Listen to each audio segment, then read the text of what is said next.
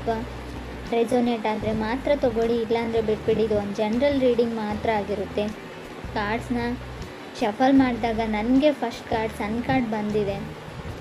ಯಾವಾಗಲೂ ಹೇಳೋ ಹಾಗೆ ಇಡೀ ಟ್ಯಾರೋ ಡೆಕ್ಕಲ್ಲೇ sun card is a positive card ಅಂತ ನಾನು ಹೇಳ್ತೀನಿ.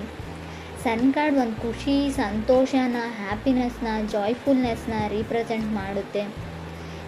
ಯಾರಾದರೂ ಪ್ರೆಗ್ನೆನ್ಸಿಗೋಸ್ಕರ ವೇಟ್ ಮಾಡ್ತಾಯಿದ್ರೆ, ಖಂಡಿತವಾಗ್ಲೂ ತಾಯಿ ಆಗಬೇಕು ಅಂತ ಅಂದ್ಕೊಂಡಿದ್ರು ಕೂಡ ಖಂಡಿತ ಒಂದು ಪಾಸಿಟಿವ್ ನ್ಯೂಸ್ ಬರುತ್ತೆ ಅಂತ ಕಾರ್ಡ್ ಹೇಳುತ್ತೆ.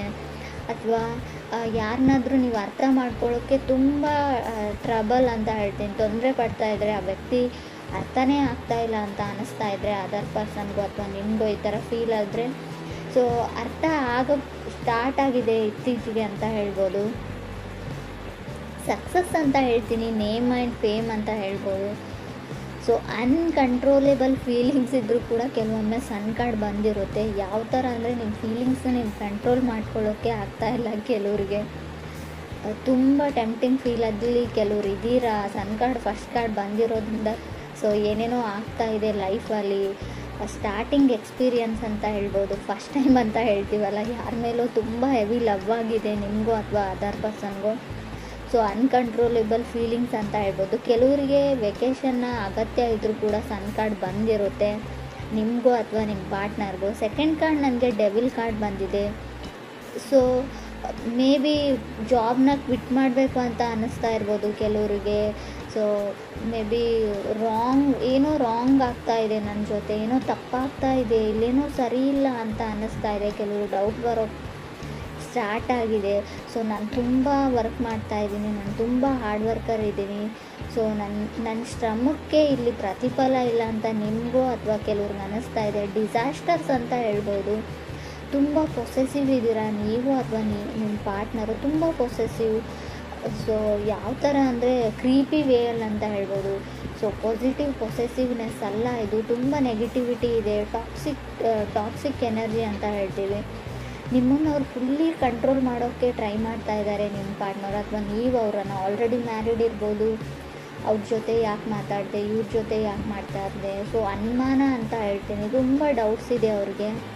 ಥರ್ಡ್ ಕಾರ್ಡ್ ನನಗೆ ಮೆಜಿಷಿಯನ್ ಕಾರ್ಡ್ ಬಂದಿದೆ. ಮೇ ಬಿ ನೀವು ಕನೆಕ್ಟ್ ಆಗಿರೋ ವ್ಯಕ್ತಿ ವೃಶ್ಚಿಕ, ಮಿಥುನ ಅಥವಾ ಕನ್ಯಾ ರಾಶಿಯವರು ಆಗಿರ್ಬೋದು. ಬಿ ಕೇರ್ಫುಲ್ ಅಂತ ಹೇಳ್ತಾ ಇದೆ. ಎಸ್ಪೆಷಲಿ ನೀವು ಸೊ ನಾನು ಮಾತನ್ನು ರಾಂಗಾಗಿ ತೊಗೊಳ್ಬೇಡಿ.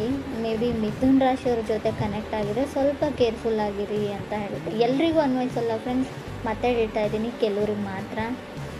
ಕೆಲವರು ಡ್ರೀಮ್ ಅಂತ ಪಡ್ತಾಯಿದ್ರೆ ನಿಮ್ಮ ಲೈಫಲ್ಲಿ ಈ ವ್ಯಕ್ತಿನೇ ಬರಬೇಕು, ತುಂಬ ಕನಸುಗಳನ್ನ ಕಂಡುಕೊಂಡಿದ್ರೆ ಮೇ ಬಿ ಅವ್ರು ಸಿಂಹ ರಾಶಿ ಅಥವಾ ಮಕರ ರಾಶಿಯವ್ರ ಬಗ್ಗೆ ನೀವು ಕಟ್ಕೊಂಡಿರ್ಬೋದು ಅಂತ ಕಾರ್ಡ್ ಹೇಳುತ್ತೆ.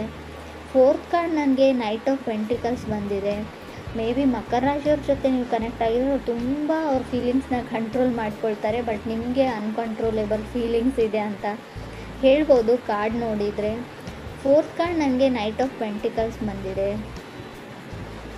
ಸೊ ಕೆಲವೊಮ್ಮೆ ನೈಟ್ ಆಫ್ ಪೆಂಟಿಕಲ್ಸ್ ಮಾಡೋದನ್ನೆಲ್ಲ ಮಾಡಿಬಿಡ್ತಾರೆ ನೀವು ಅಥವಾ ನಿಮ್ಮ ಪಾರ್ಟ್ನರು. ಸೊ ನಾನೇನೂ ಮಾಡಿಲ್ಲ ಅನ್ನೋ ರೀತಿ ಇರ್ತಾರೆ. ಸೊ ಸ್ಮೂತ್ ಕ್ರಿಮಿನಲ್ಸ್ ಅಂತ ಹೇಳ್ತೀವಿ. ಸೊ ಯಾವುದೋ ಒಂದು ತಪ್ಪು ಕೆಲಸ ಅಂತ ಹೇಳಲ್ಲ ಫ್ರೆಂಡ್ಸ್. ಸೊ ಹೇಗೆ ನಿಮ್ಮನ್ನು ಪಡ್ಕೊಳ್ಬೇಕು ಅನ್ನೋದನ್ನೆಲ್ಲ ಅವ್ರು ಎಫರ್ಟ್ ಹಾಕಿ ಮಾಡಿಬಿಡ್ತಾರೆ. ಕೊನೆಗೆ ಅವ್ರ ಫೀಲಿಂಗ್ಸ್ನ ಶೇರ್ ಮಾಡ್ಕೊಳ್ಳ. ಸೊ ಬಂದು ನಿಮ್ಗೆ ಅವ್ರು ಪ್ರಪೋಸ್ ಮಾಡಲ್ಲ, ಹೇಳಲ್ಲ, ಅದನ್ನು ಮನಸ್ಸಲ್ಲೇ ಇಟ್ಕೊಂಡಿರ್ತಾರೆ. ಈ ಥರ ನೀವಿದ್ದೀರೋ ಅದರ್ ಪರ್ಸನ್ ಇದ್ದಾರೋ. ಸೊ ಏನೂ ಗೊತ್ತಿಲ್ಲ, ನನಗೇನೂ ಆಗಿಲ್ಲ, ಏನೂ ನಡೆದೇ ಇಲ್ಲ, ನನ್ನ ಮನಸ್ಸಲ್ಲಿ ಏನೂ ಇಲ್ಲ ಅನ್ನೋ ಥರ ಆ್ಯಕ್ಟ್ ಮಾಡ್ತೀರಾ ನೀವು ಅಥವಾ ಅದರ್ ಪರ್ಸನ್. ಕಾರ್ಡ್ ಹೇಳೋ ಪ್ರಕಾರ ತುಂಬ ಸೀಕ್ರೆಟಾಗಿ ಯಾರನ್ನು ಅಡ್ಮೈರ್ ಮಾಡ್ತಾ ಇದ್ದೀರಾ ಮನಸ್ಸಲ್ಲಿ ನೀವು ಅಥವಾ ಅದರ್ ಪರ್ಸನ್ನು ಅಂತ ಕ್ಲಿಯರಾಗಿ ಕಾರ್ಡಲ್ಲಿ ಗೊತ್ತಾಗ್ತಾ ಇದೆ. ತುಂಬ ಹೆವಿ ಲವ್ ಇದೆ, ಮನಸ್ಸಲ್ಲಿದ್ದಾರೆ ಆ ವ್ಯಕ್ತಿ, ಕನಸಲ್ಲಿ ಕೂಡ ಬರ್ತಾರೆ ಅಂತ ಹೇಳ್ಬೋದು.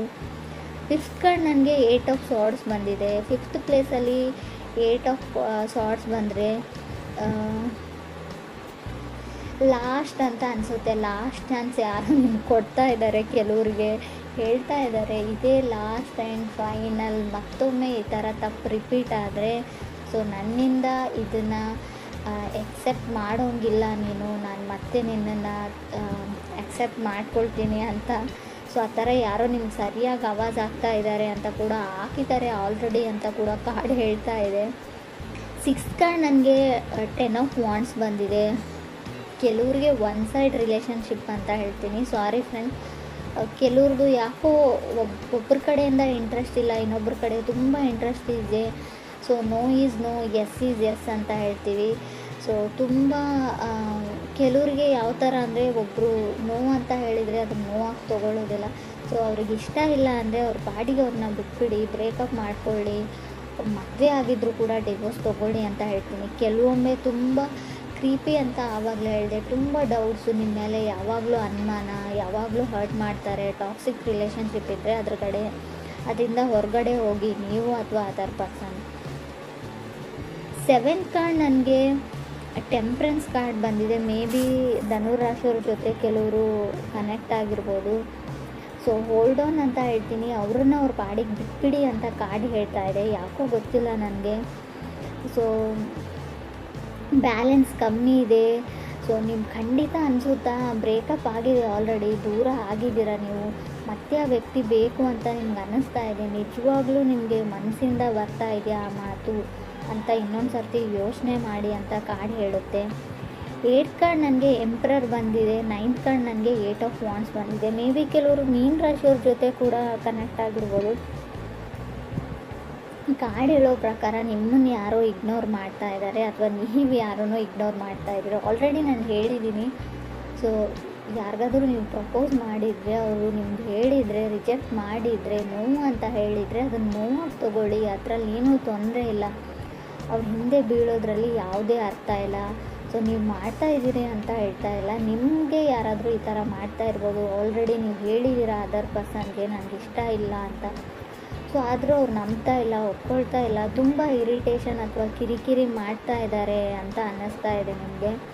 ಖಂಡಿತವಾಗ್ಲೂ ಕ್ರಾಸ್ ವಾಚರ್ಸ್ ಯಾರಾದರೂ ನೋಡ್ತಾ ಇದ್ದರೆ, ಯಾರಾದರೂ ನಿಮ್ಗೆ ಹೇಳಿದರೆ, ಸೊ ನನಗಿಷ್ಟ ಇಲ್ಲ ಅಂತ ರಿಜೆಕ್ಟ್ ಮಾಡಿದರೆ, ಖಂಡಿತ ಅವ್ರನ್ನ ಬಿಟ್ಬಿಡಿ. ಸೊ ಅವ್ರ ಹಿಂದೆ ಹೋಗಬೇಡಿ, ಅವ್ರನ್ನ ಫಾಲೋ ಮಾಡಬೇಡಿ.